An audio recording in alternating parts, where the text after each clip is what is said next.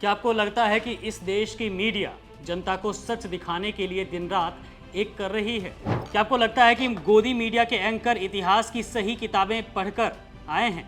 क्योंकि जो सच हम आपके सामने रखने जा रहे हैं उसे देखकर आप भी समझ जाएंगे कि न्यूज़ चैनल्स पर अब खबरें नहीं, न्यूज़ वेबसाइट पर अब खबरें नहीं, बल्कि बीजेपी आईटी सेल का बिका हुआ चूरन बेचा जा रहा है। ताज़ा मामला ही देख लीजिए। एनडीटीवी से लेकर एबीपी न्यूज़ तक और चित्रा त्रिपाठी जैसी गोदी एंकर्स ने यह ढिंढोरा पीटना शुरू कर दिया कि मोदी जी ने नेहरू जी का रिकॉर्ड तोड़ दिया है। जी हाँ दोस्तों, पूरे देश में ये प्रोपेगेंडा फैलाया गया कि सबसे लंबे समय तक निर्वाचित प्रधानमंत्री के रूप में मोदी जी ने 4398 दिन पूरे कर लिए हैं और वो देश के पहले प्रधानमंत्री जवाहरलाल नेहरू से आगे निकल गए हैं। गोदी मीडिया की गणित कहती है कि नेहरू जी 13 मई 1952 को पहली बार लोकसभा चुनाव के बाद पीएम बने थे। हाँ, ये सच है। और वहां से लगातार 4397 दिनों तक प्रधानमंत्री के रूप में रहे। यानी एक छोटा सा निर्वाचित शब्द डालकर ऐसा खेल रचा गया कि अंधभक्त व्हाट्सएप यूनिवर्सिटी पर खुशियां मनाने लगे और इतिहास का नया ज्ञान बांटने लगे। जबकि सच्चाई यह है कि पंडित जवाहरलाल नेहरू ने 15 अगस्त 1947 को ही देश के पहले प्रधानमंत्री के रूप में शपथ ले ली थी। उन्हें तत्कालीन गवर्नर जनरल लॉर्ड माउंटबेटन ने शपथ दिलाई थी और 1947 से लेकर 1964 में अपने निधन तक नेहरू जी कुल 6130 दिनों तक इस देश के प्रधानमंत्री रहे।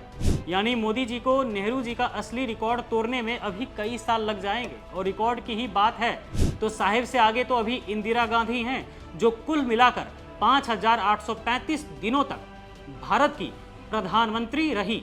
लेकिन टीवी के स्क्रीन पर बैठकर दिन रात झूठ का नैरेटिव सेट करने वाले इन सुरमाओं को इतिहास के पन्नों से क्या मतलब? इन्हें तो बस सुबह उठकर मोदी सरकार की चालीसा पढ़नी है और जनता को गुमराह करना है, और नहीं तो क्या। इतने सालों तक कुर्सी से चिपके रहने के बाद मोदी जी ने इस देश को क्या दिया है?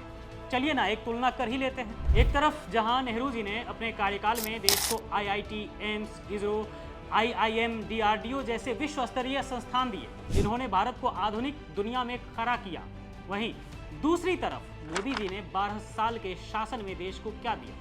मोदी जी ने देश को दी नोटबंदी की लाइन, कोरोना के वक्त अस्पतालों के बाहर तड़पते लोगों की लाइन, ऑक्सीजन के लिए हाहाकार मचाती लाइन और आज के दौर में गैस, डीजल और पेट्रोल के लिए लगती लंबी लंबी लाइनें। मोदी सरकार की नीतियों ने जीएसटी के नाम पर आम आदमी की जेब को लूटा और युवाओं को बेरोजगारी के दलदल में धकेलकर घरों पर बैठा दिया। हद तो यहाँ हो गई कि इनकी घटिया विदेश नीति की वजह से आज पड़ोस में चीन हमारी जमीन पर कब्जा जमाए बैठा है और देश की साख अंतर्राष्ट्रीय मंचों पर डूब रही है। लेकिन मोदी जी का पूरा ध्यान कहाँ है? देश को आत्मनिर्भर बनाने का नारा देकर पूरे हिंदुस्तान को अडानी निर्भर बनाने में।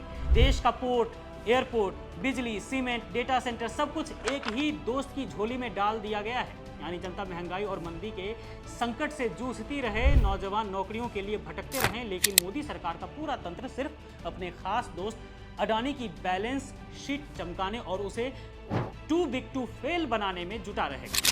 अगर आज के दौर में ईमानदारी से चुनाव हो जाए तो देश की त्रस्त जनता मोदी सरकार को धक्के मारकर सत्ता से बाहर कर देगी। मोदी मीडिया चाहे जितना झूठ परोसे, लेकिन जमीन पर जनता अब इस झूठी क्रोनोलॉजी को पूरी तरह से समझ चुकी है।